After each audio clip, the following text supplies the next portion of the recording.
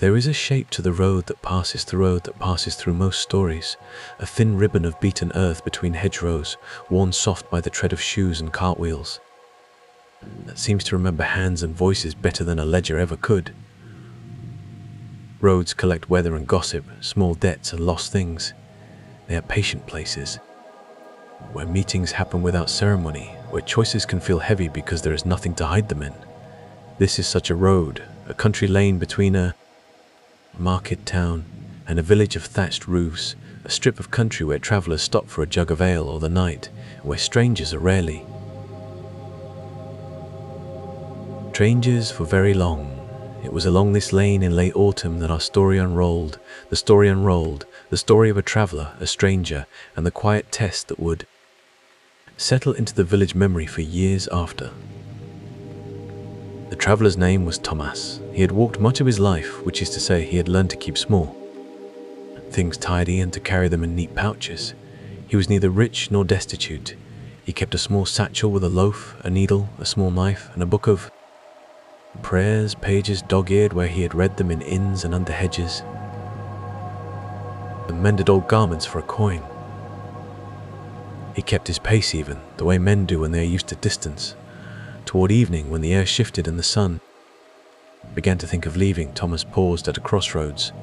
A signpost stood there, worn by weather and the touch of many hands, its wooden arm pointing in two directions, one toward the market, the other toward the village he had only known by name. He checked the map in his head, rubbed his hands, and debated whether to take the shorter path that sliced through a reed marsh or the longer road that wound around the hill.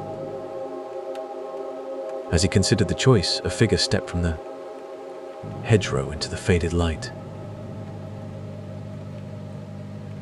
The stranger was neither young nor old. He wore a plain cloak and carried a staff that had been smoothed by use. His face was not harsh, nor was it kind in any showy way. There was, however, an immediate and subtle sense that he belonged to the road itself. He spoke without hurry. "Good evening," he said. "You walk with shoes full of purpose." Thomas replied with the courtesy of his trade.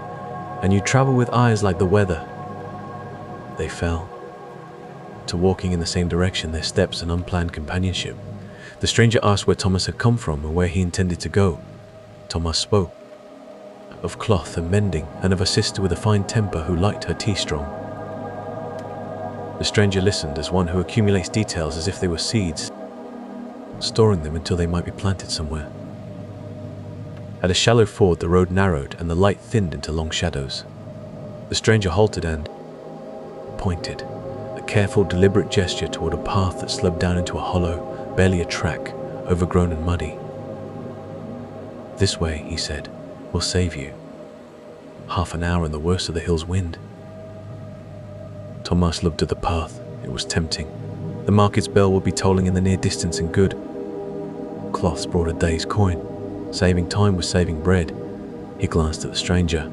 No malice lived in that face. The decision was small and practical.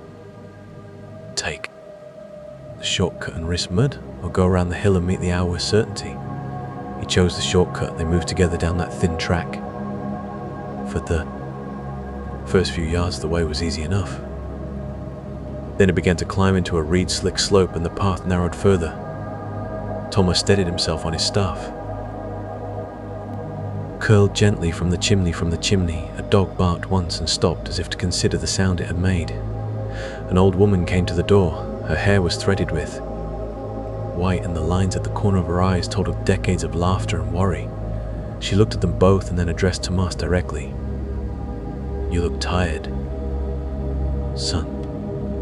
Will you take a bowl of broth, or do you hurry on?" she asked. Thomas, polite as any, accepted. While they ate, the stranger lingered by the hearth and spoke with the old woman in a low voice. Their conversation was private words tucked into the room like a warm cloak.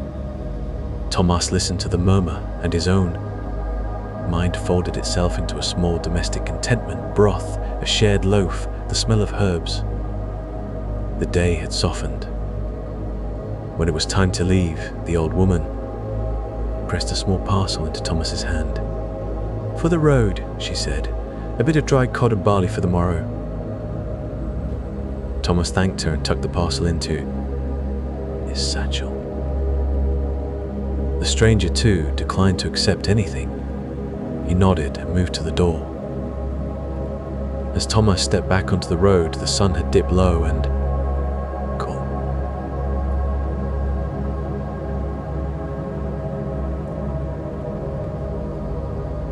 The stranger fell into step beside him once more. For a time they walked without speaking, the air between them filled with the hush of a road just before dusk. Then the stranger spoke again. "There is a man who tends the market stall near the church," he said. "He is known for his fair measures and honest scales." "One has 2 coins last month, one at the threshold and one upon the road. If any should be for you, they will be wrapped in a scrap of blue cloth." Thomas frowned. He did not think he had lost any coins, but his pockets had been opened that morning when he mended a cloak for a farmer's child. He asked no questions, because the stranger's words were small and practical. "You always know such things?" Thomas asked lightly. The stranger smiled. "Only enough of what matters to travelers." The market gleamed now, lights beginning to bob in windows like the first brave stars. Stalls arranged in their evening patience. Thomas thought of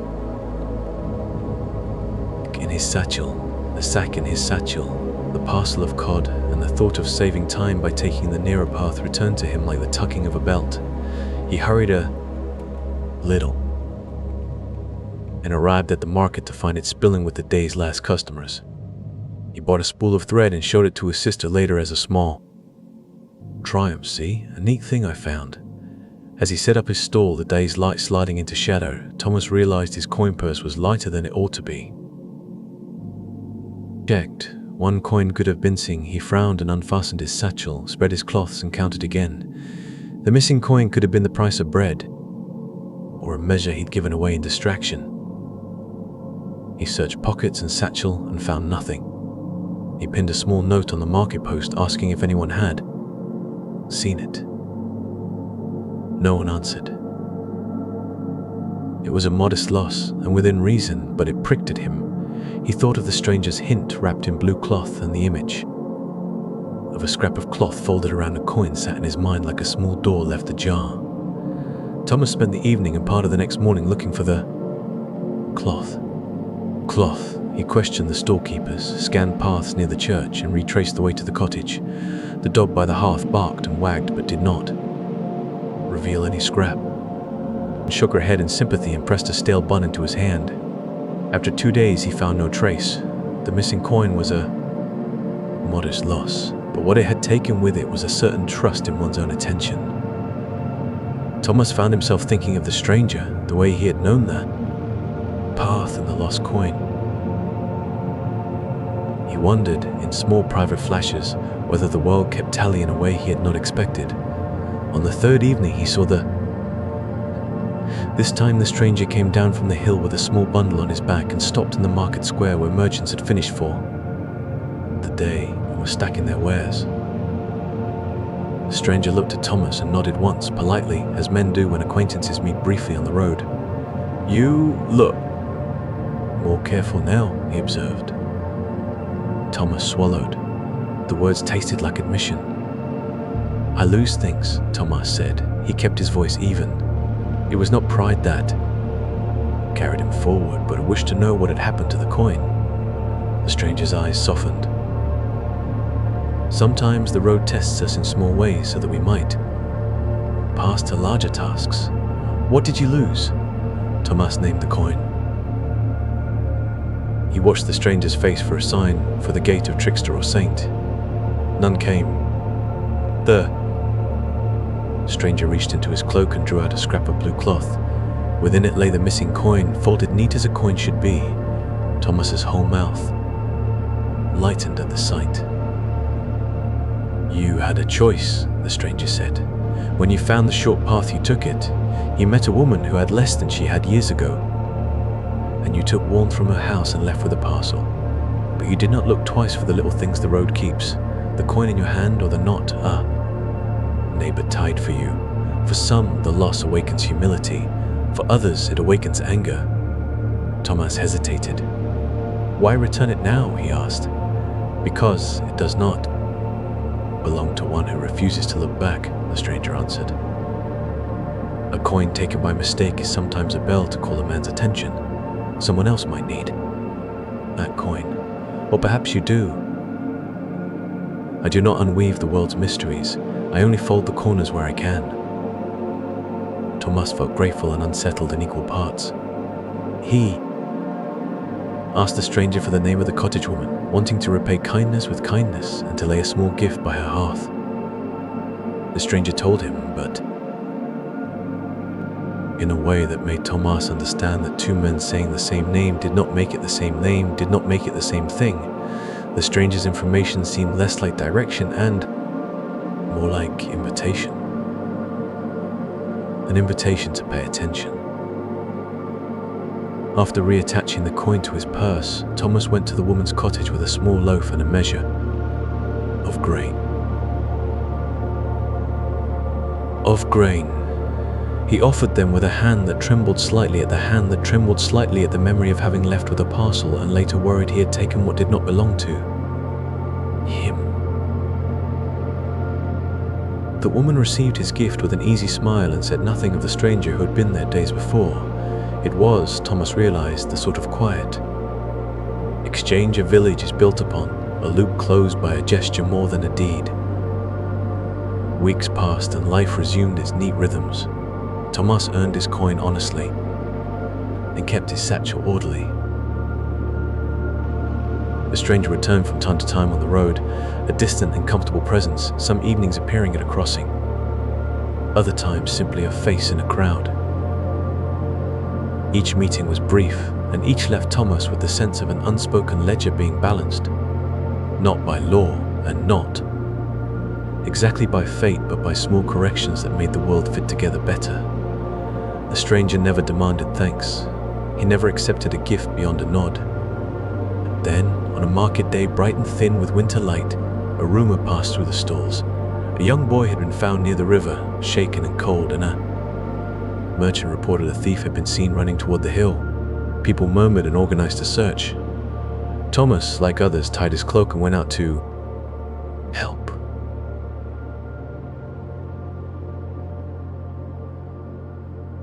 Boy in a cloak and led him to a cottage. After people arrived, the stranger stepped back into the lane and watched the village set itself into action. His presence there that day was not triumphant. It was as discreet as a hand closing over a small wound. Later, sitting by the market fire and mending cloth, Thomas listened to the recollections of others. The stranger had appeared as if by a trail of small compass points, at a ford, at a cottage, at the riverbank. He seemed to know where to be without being anywhere in particular. Folks began to speak of him as the road's own, a figure who tended to the unnoticed stitches between people. In time, a dispute arose. A man named Joran claimed that the stranger was a trickster. He told anyone who would listen that the stranger had been seen taking more than he returned, a ring that a woman missed, a coin that a peddler could not account for. Joran insisted on a reckoning. He said the stranger's hands were quick as wind and that no good could come of such folk who moved between villages unseen. Thomas remembered the scrap of blue cloth and the coin found folded in it. He remembered the woman's broth and the way the stranger had declined even the smallest gift. He also remembered the thief and the boy by the river. The heart keeps small scales. He wanted to speak up. At the market's edge, a debate took place like a small storm. Joran accused and tossed words like clods. Others defended the stranger on the score of small mercies. Men and women chose sides with the same sudden certainty that a flock chooses left or right. The argument threatened to break into old resentments, old arguments over a boundary, a debt, and a long-closed grievance. Thomas stood and cleared his throat. He spoke of the coin that had been returned wrapped in blue cloth. He spoke of the woman's soup and of a boy warmed on a riverbank. He did not deny that goods might vanish and that there were thieves who were small and miserable schemes. He only said this: the road holds our mistakes and our kindness. When someone returns what we have lost, or keeps watch where we do not, perhaps we have been given a lesson. I would not trade mercy for the small thrill of... People nodded at Thomas's words. The mood softened. Villagers remembered too many nights warmed by neighbors helped to embrace a simple verdict of malice. The debate ended not in judgment but in a wary truce. Keep your purse close, help your neighbor, and know the difference between those who take and those who knit the world back together. The stranger continued to appear and to disappear. He would point out a shortcut useful only to someone with honest feet, or he would tell of a flooded ford to a weary traveler and then vanish back into the hedgerows. His lessons were never dramatic. They were subtle and domestic to look back. Once in a while to spare a coin to a hungry child, to leave a parcel at a cottage.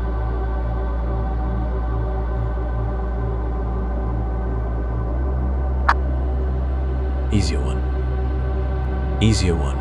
In the end, the story that people told most often was not about theft or trickery, but about balance. They said that once, years ago, a peddler had taken a coin carelessly and the road had shifted to remind him.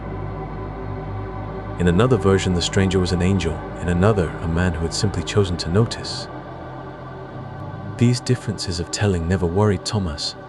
Stories belonged to their tellers as much as to their subjects. He had learned, practically and gently, to bend his steps and to keep spare measures of thought in his pockets. When Thomas grew older and his hair thinned at the temples, he would sometimes sit at the market's edge and watch travelers come and go. He would tell the tale of the stranger to boys who were impatient and to women who felt the ache of a long day.